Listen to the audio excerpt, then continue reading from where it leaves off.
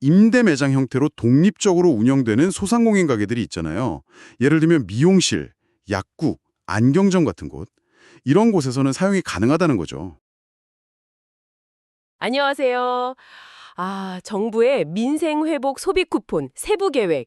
이게 참 궁금한 점이 많으실 텐데요.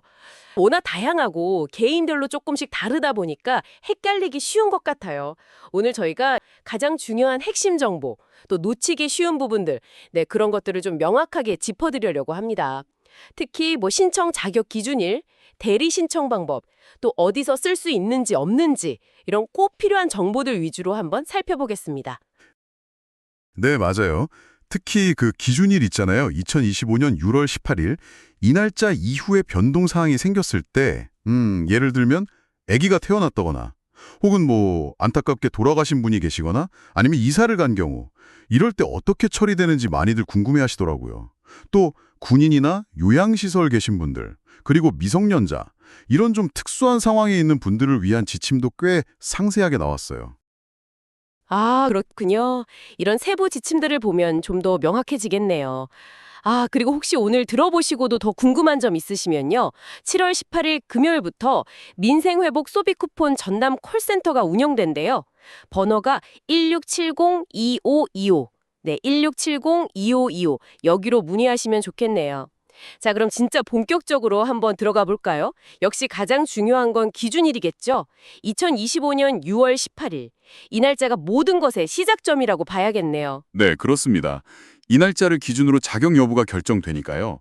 예를 들어서 6월 18일 바로 다음 날 태어난 아기. 원칙적으로는 기준일에 주민등록이 없었으니까 바로 지급 대상은 아닌데요. 근데 9월 12일까지 출생신고를 하고 이의 신청을 하면 쿠폰을 받을 수 있게 해놨어요. 이의 신청. 그럼 기한 안에 신청하는 게 중요하겠네요. 9월 12일. 네, 맞아요. 기한 놓치면 안 되죠. 8일 이후에 돌아가신 경우는 어떻게 되나요? 그 경우는 원칙적으로 지급 대상에서 제외되고요. 만약에 이미 지급받으셨다면 그 남은 잔액은 환수 조치가 됩니다. 다만 좀 예외적인 규정이 있는데요. 세대주가 사망했는데 미성년 자녀만 남은 상황 같은 경우 이때는 남은 쿠폰 잔액을 지역사랑 상품권 같은 다른 형태로 바꿔서 쓸 수 있도록 좀 배려를 했더라고요. 그렇군요. 그럼 예외 조항도 있네요. 자, 그럼 대리 신청. 이것도 궁금한데요.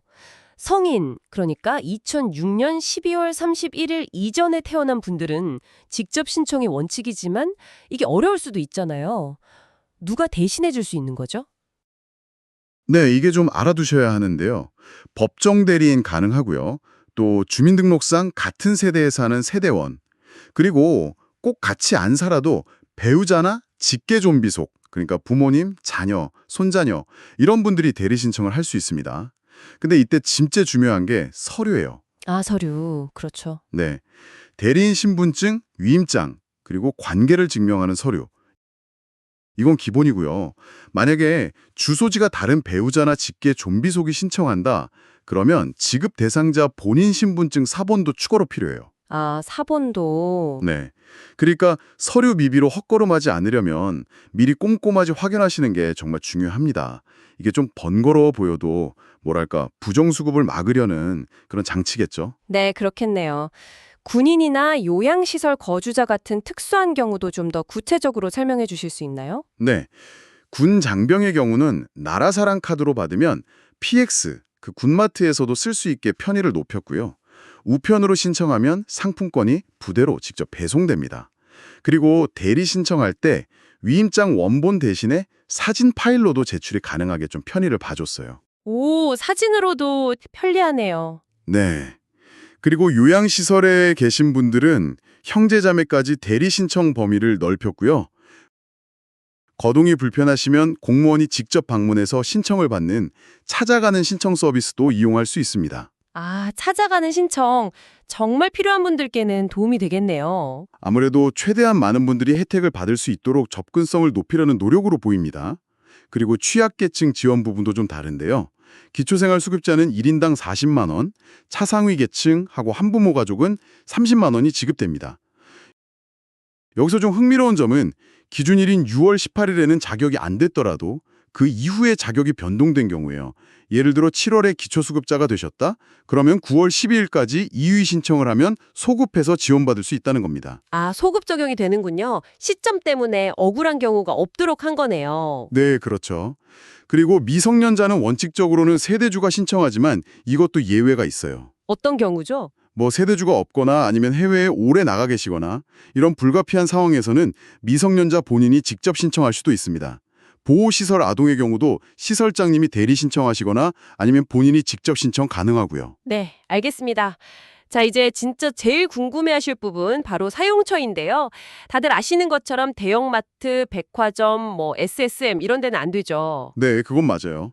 근데 여기서 약간 뭐랄까 주의할 점이 있어요. 아, 뭔가요? 대형마트나 백화점 안에 입점해 있더라도 임대 매장 형태로 독립적으로 운영되는 소상공인 가게들이 있잖아요.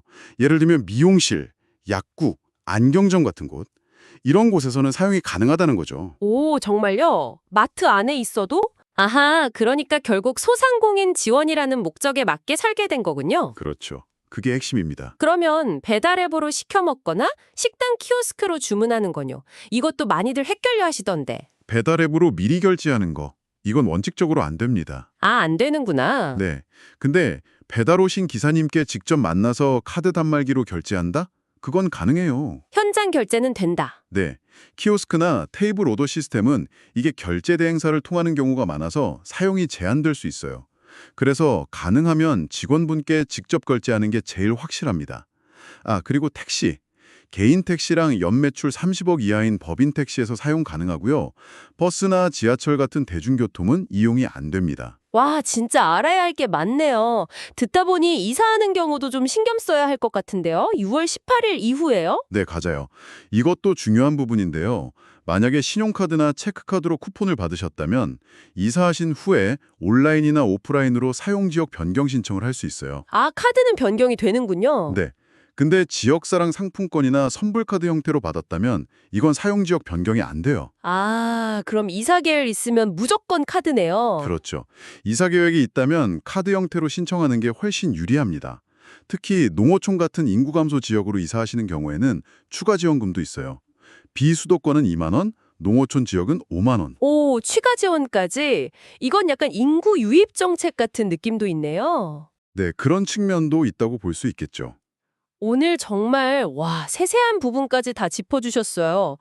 들어보니까 결국 핵심은 6월 18일이라는 기준일, 그리고 나의 현재 상황 이걸 정확히 아는 게 중요한 것 같아요. 특히 대리 신청하실 분들은 필요한 서류, 이거 진짜 미리 아주 꼼꼼하게 확인하셔야겠어요. 네, 맞습니다. 그리고 사용처 제한도 대형마트 아닌데 이건 되네? 하는 경우처럼 좀 헷갈리는 지점들이 있으니까요. 결제하기 전에 한 번 더 확인하는 습관, 이게 필요해 보입니다. 또 이사 계획이 있는지 없는지에 따라서 카드냐 아니면 상품권 선불카드냐 이것도 잘 결정해야 하고요. 네. 오늘 저희가 정리해드린 내용들이 여러분께서 이 민생회복 소비 쿠폰 잘 이해하고 또 잘 활용하시는데 좀 실질적인 도움이 되었으면 좋겠습니다. 마지막으로 이런 생각을 좀 해볼 수 있을 것 같아요. 이렇게까지 기준을 세세하게 나누고 신청 절차를 만든 게 어쩌면 좀 복잡해 보일 수도 있지만요. 이게 사실은 한 명이라도 더 빠짐없이 그리고 최대한 공정하게 지원하려는 그런 고민의 결과가 아닐까 싶기도 하거든요. 그래서 여러분 각자의 상황에서 지금 내가 가장 중요하게 확인하고 챙겨야 할 절차나 서류는 뭘까? 이 기회에 한번 점검해 보시면 어떨까 싶습니다.